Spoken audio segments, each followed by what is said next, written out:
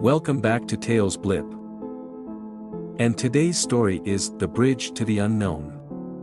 When Jade was only 12 years old, her father came home one afternoon with his arms and legs covered in claw marks. Jade felt confused and excited about his appearance. While she didn't like seeing her dad hurt, she wondered if he finally bought her the cat or dog she wanted. He wasn't good with animals and she figured it must have attacked him on the car ride home. To Jade's dismay, he didn't dare hug her or call her his little troll, a nickname he gave her for the vibrantly colored hair extensions she always wore. He hurried into the bathroom and shut the door, second time. "This isn't good at all," she heard him say through the door. "I have to." The rest of his words were muffled and eventually drowned out by the sound of blasting water from the shower. He had been acting strange for the past few weeks. This instance proved no exception. She wasn't particularly bothered by the late nights he spent at the office or the number of business trips he took to some faraway state. When he asked her to stop calling her dad one day and to call him Frank, she knew something was seriously wrong. She loved calling Frank Dad, but Frank Butler insisted she was old enough. For a long time, Jade thought this had something to do with the divorce, but now, she wasn't sure at all. When a few minutes lapsed into a half hour, Jade decided to call her friend Sasha about going to Hubbard Park, which was right down the street from Frank's house. Jade wasn't supposed to use the house phone without permission, but she counted on him being in the bathroom for a while and had a few hours until her mom would stop by. She cautiously dialed Sasha's number, listening for any changes in sound from the bathroom. "Hey, Sash. What's up, JD Bean? Oh God. That commercial is so old. Want to go to Hubbard?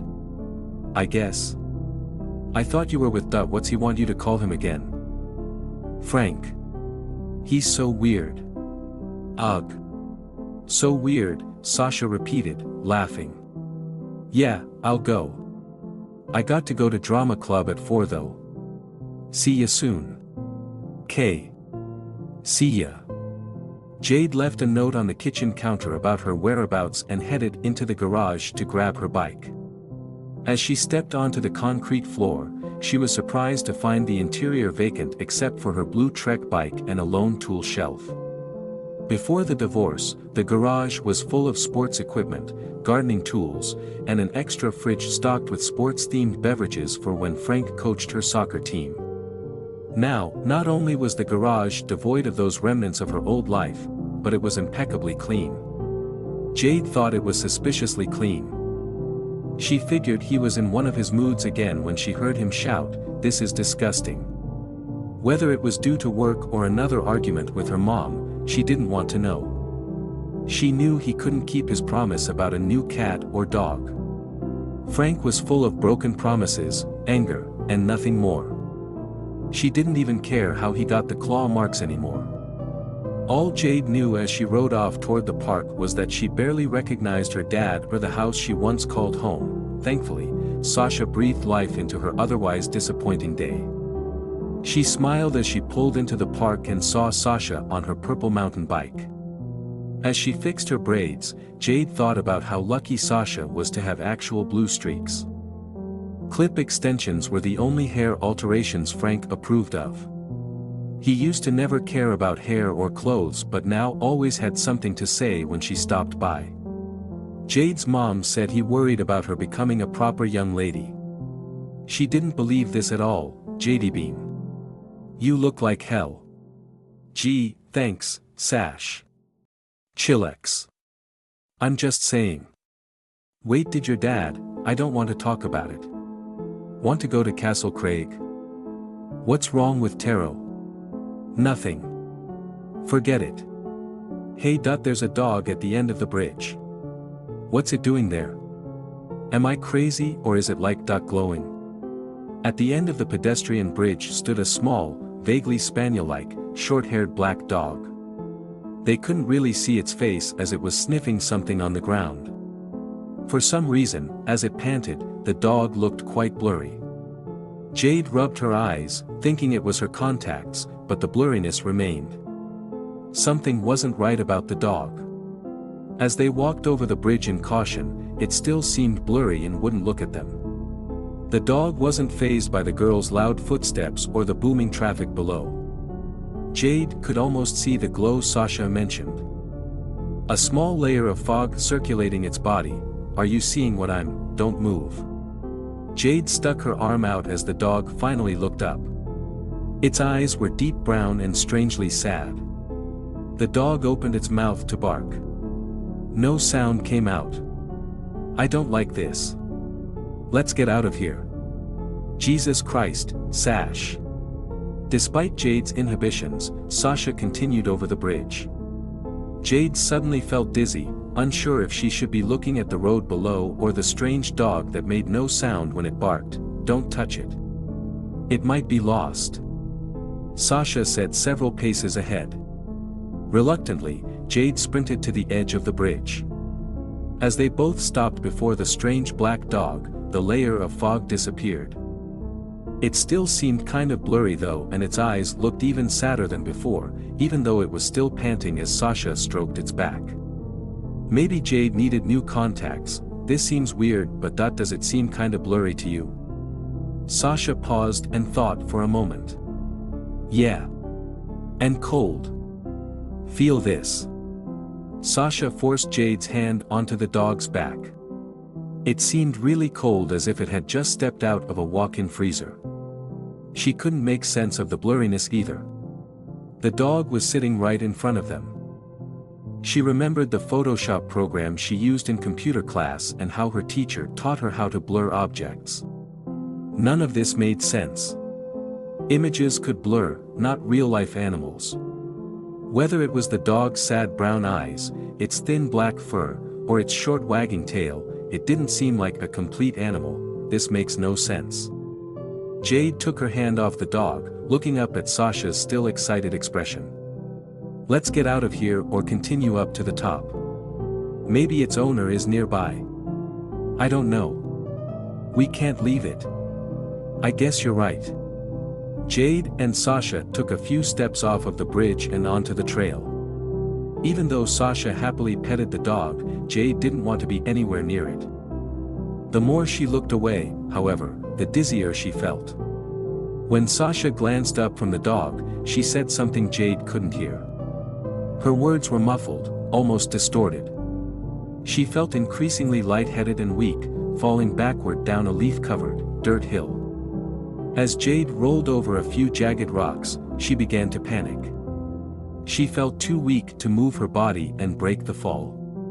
She braced herself as she rolled just feet away from oncoming traffic.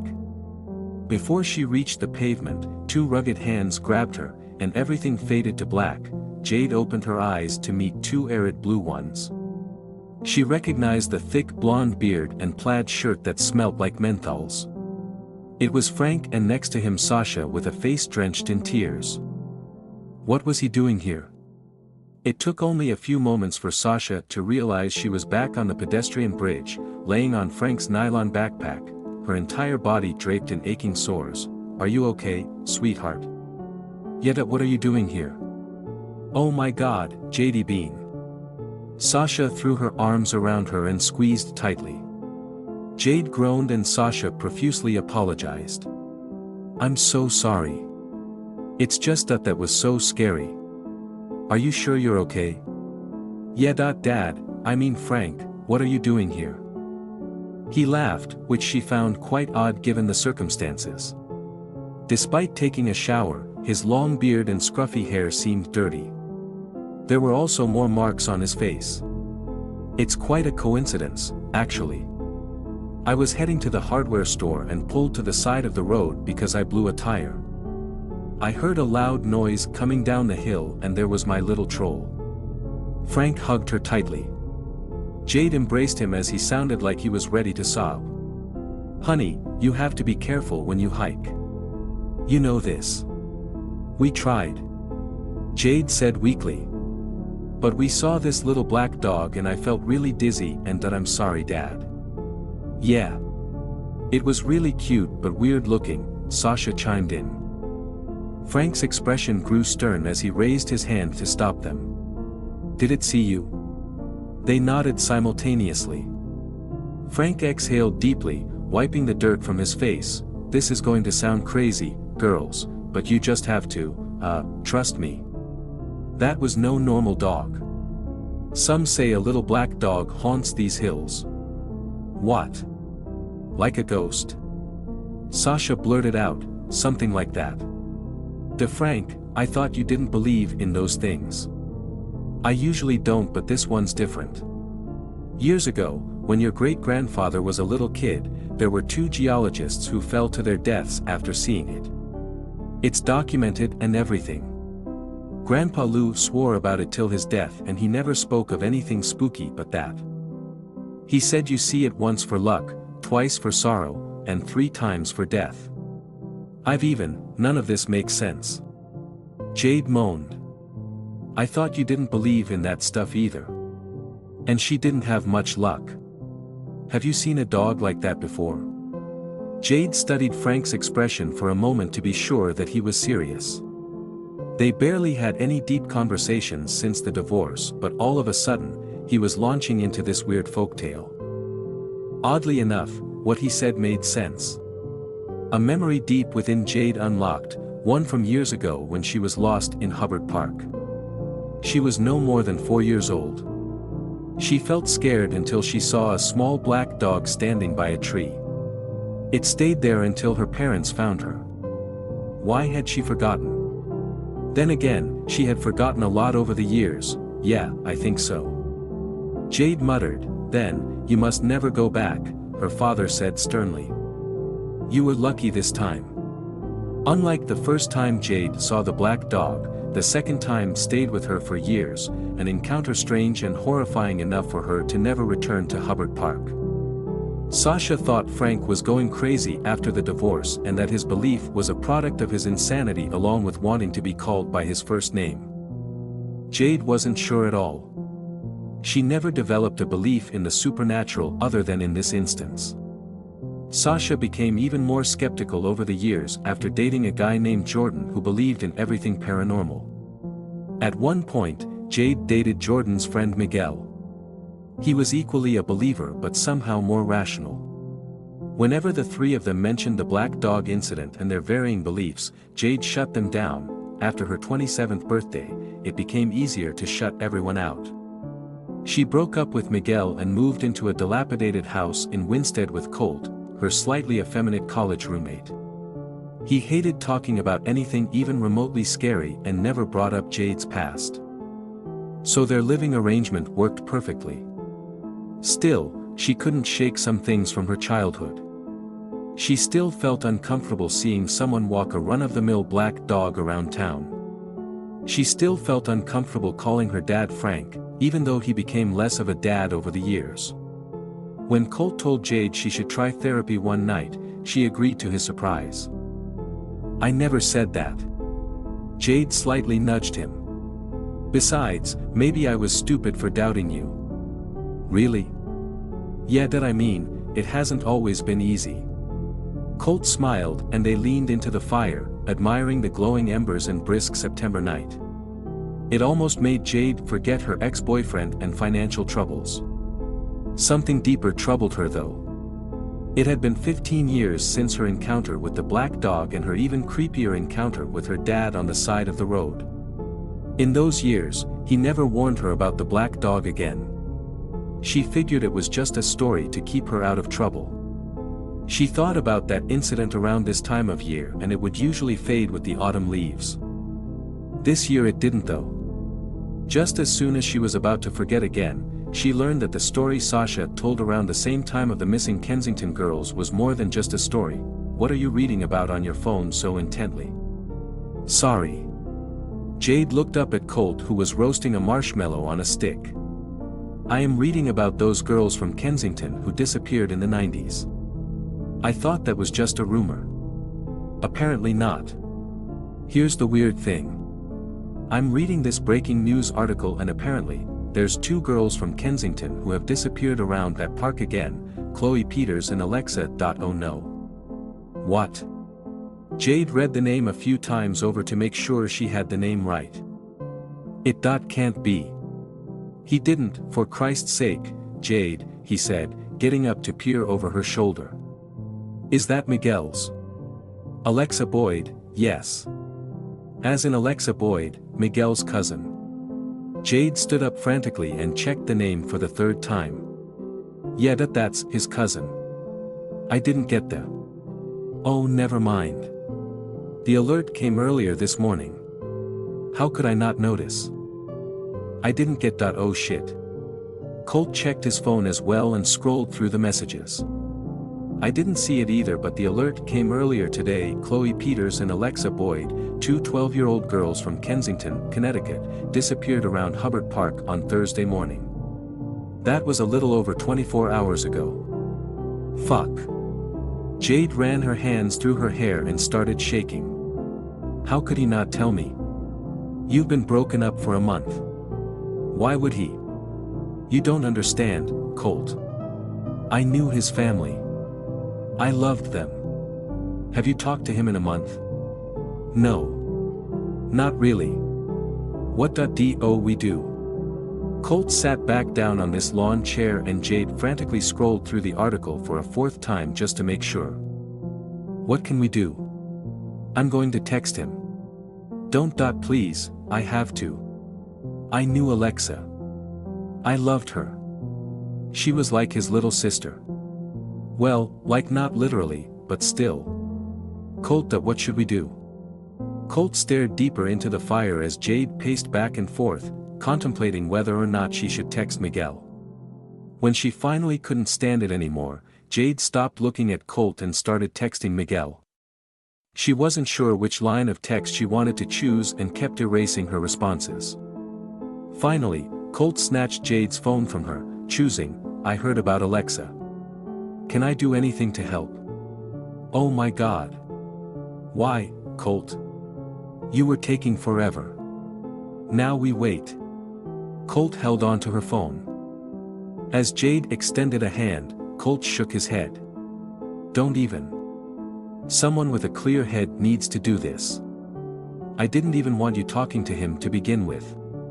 Okay, Princess, Jade said, sitting back on her lawn chair. Have it your way.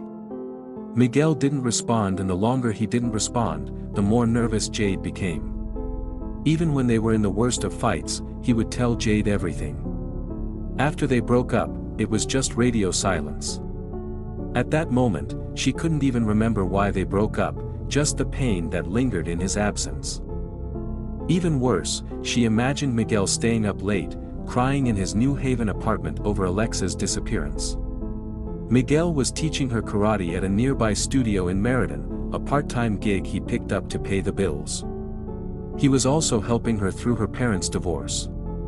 Jade was just beginning to know Alexa really well when their relationship ended abruptly.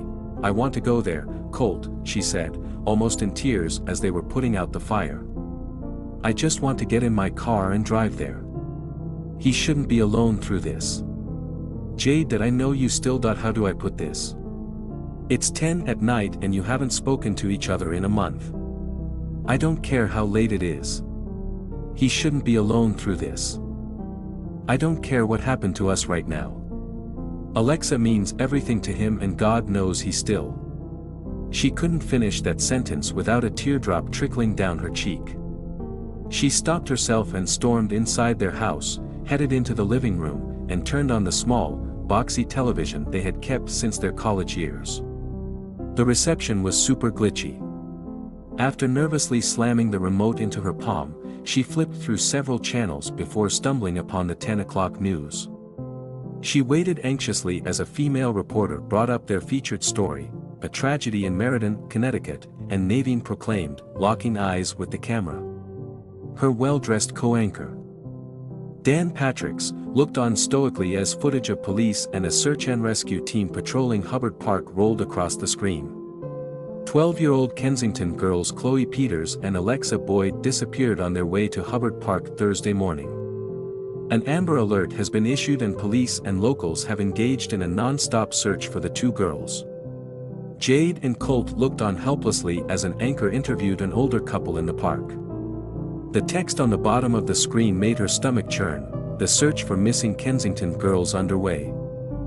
While the couple admitted that they hadn't seen the two girls, they confessed to spotting a strange man in the woods on their way up to Castle Craig. My husband and I were walking up around what was it, honey, 6. The older man nodded.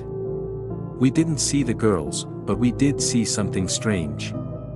There was this tall man in the woods. I don't know what he was doing there.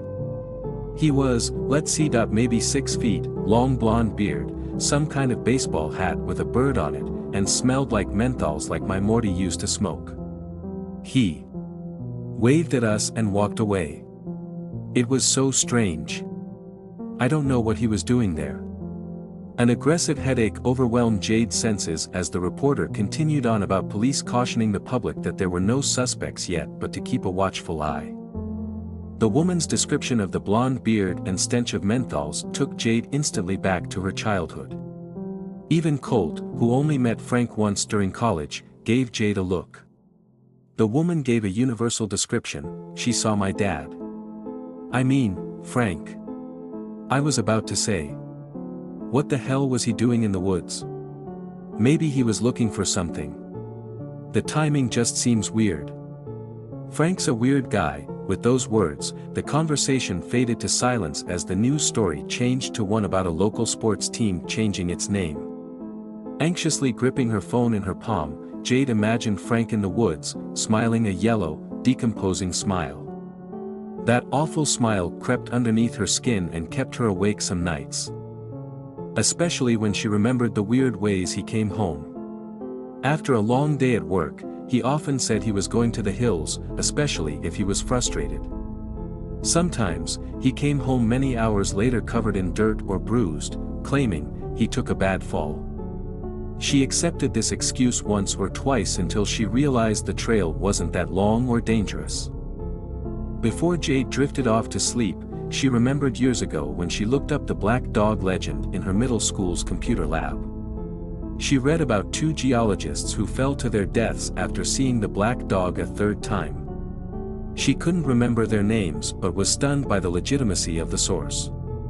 Still, she didn't remember herself experiencing any sorrow or any luck many years before when she saw it for the first time.